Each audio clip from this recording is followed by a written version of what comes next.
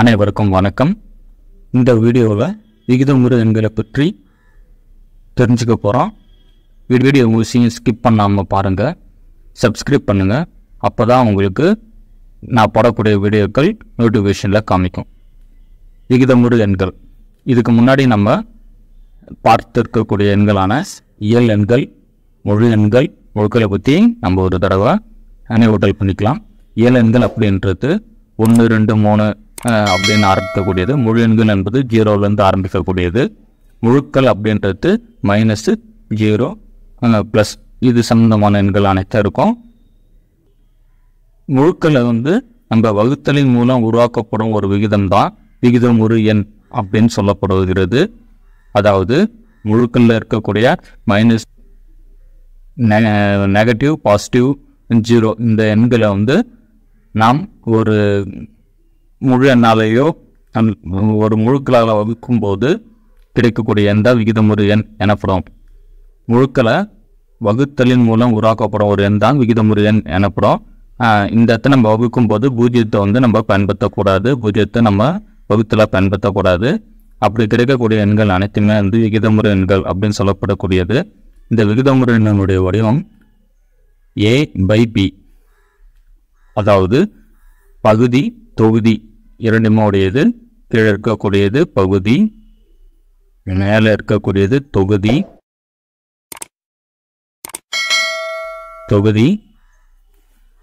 பகுதியில் ஒரு எண்ணும் தொகுதியில் ஒரு எண்ணும் உள்ளதுதான் விகிதமுறு எண் எனப்படும். இந்த வடிவத்தை நம்ம இதுக்கு முன்னாடி பின்னங்கள் அப்படின்றதுல தெரிஞ்சிருந்திருக்கலாம்.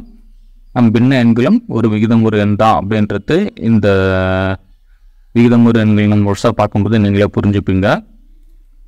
ஏவும் பியும் முழுக்களாக தான் இருக்கும். அது 0வாக இருக்கலாம், அல்லது எண்களாகவும் பாசிட்டிவாக அல்லது நெகட்டிவ் எண்களாகவும் இருக்கலாம். பி அப்படின்றது 0வாக இருக்காது. பகுதியில் இருக்கக்கூடிய எண் 0வாக இருக்காது. இந்த பின்ன வடிவம் A/B அப்படின்னு சொல்லப்படக்கூடியது. விகிதமுறு எண் அப்படின்றத நம்ம Q என்ற எழுத்தால் குறிக்கிறோம். ஏற்கனவே நம்ம பார்த்துருப்போம். இயல் எண்களை எண், முழு எண்கள் WZ அப்படின்றது முழுக்களை குறிக்கும் அப்படின்றத பார்த்துருக்கோம். விகிதமுறு எண் அப்படின்றது Q என்ற எழுத்தால் குறிக்கப்படுகிறது. விகிதமுறு எண்களை தசம எண்ணாகவும் சதவீதமாகவும் எழுதலாம். எனவே தசம எண்ணும் ஒரு விகிதமுறு எண் தான் அப்படின்றத நம்ம புரிஞ்சுக்கலாம். பின்ன வடிவில் உள்ள எண்கள் விகிதமுறு எண்கள் தான். ஏன்னா விகிதமுறு எண்கள் அனைத்தும் A/B அப்படிங்கிற வடிவத்தில் இருக்கிறது. பின்ன எண்கள் அப்படின்றது A/B என்ற வடிவத்தில் இருக்கிறது.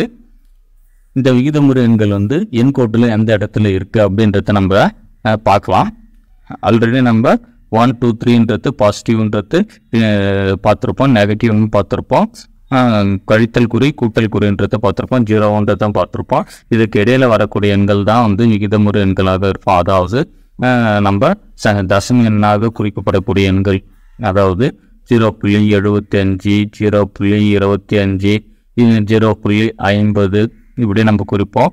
0.50 அப்படின்றது என்னன்னா 1/2, அதாவது 2ல் 1 அப்படின்றது சொல்லக்கூடியது தான் அது. அப்போ இது மாதிரியான எண்கள் அனைத்துமே இருக்கக்கூடிய எண்கள் தான் இப்போ நம்ம இங்கே பார்த்துன்னு இருக்கோம். விகிதமுறு எண்கள் நிறைய இருக்கும். A/B வடிவத்தில் இருக்குன்றதை பார்த்துட்டா மேலே இருக்கக்கூடியதை பகுதியும், மேலே இருக்கக்கூடியதை தொகுதி அப்படின்னும், கீழே இருக்கக்கூடியதை பகுதி அப்படின்னு நம்ம சொல்கிறோம். B 1 அப்படின்னா நமக்கு முழு எண்கள் தான் கிடைக்கும். B = 1ன்னா நமக்கு முழு எண்களும் முழுக்களும் கிடைக்கும். முழு எண்களும் விகிதமுறு எண்கள் தான் அப்படின்றது நம்ம இதில் முழுமையாக தெரிஞ்சுக்கலாம். 0 ஆனது மிகையும் இல்லாத குறையும் இல்லாத விகிதமுறு எண். இதை நம்ம நினைவில் வச்சுக்கணும்.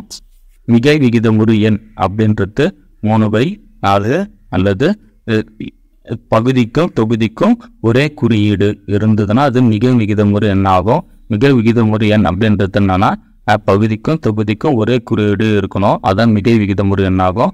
குறை விகிதமுறு எண் என்பது பகுதிக்கும் தொகுதிக்கும் ஒரே குறியீடு இல்லாமல் வெவ்வேறுபட்ட குறியீடு இருந்ததுன்னா அது குறை விகிதமுறு எண் ஆகும்.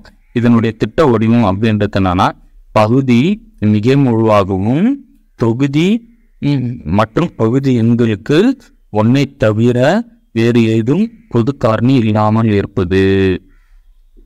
அதாவது பகுதியில் வந்து பாசிட்டிவாகவும் தொகுதியில் பாசிட்டிவாக நெகட்டிவாக இருக்கலாம். ஆனால் பகுதியில் பாசிட்டிவாகவும் இரண்டுக்குமே ஆன பொது காரணி வந்து ஒன்றை தவிர வேறு காரணி இல்லாமலும் இருக்கணும். அப்படி இருந்தால் அதுதான் விகிதமுறு எண்ணுடைய திட்ட வடிவமாகும். ஒரு விகிதமுறு எண்ணானது திட்ட வடிவில் இல்லை அப்படின்னா அதை சுருக்கி திட்ட வடிவில் கொண்டு வர இயலும். தசம எண்களும் விகிதமுறு எண்ணாக இதை நான் முன்னாடி சொல்லிட்டேன். விகிதமுறு எண்கள் அப்படின்றத நம்ம எதுக்குள்ள உள்ள நேச்சுரல் நம்பர்ஸ்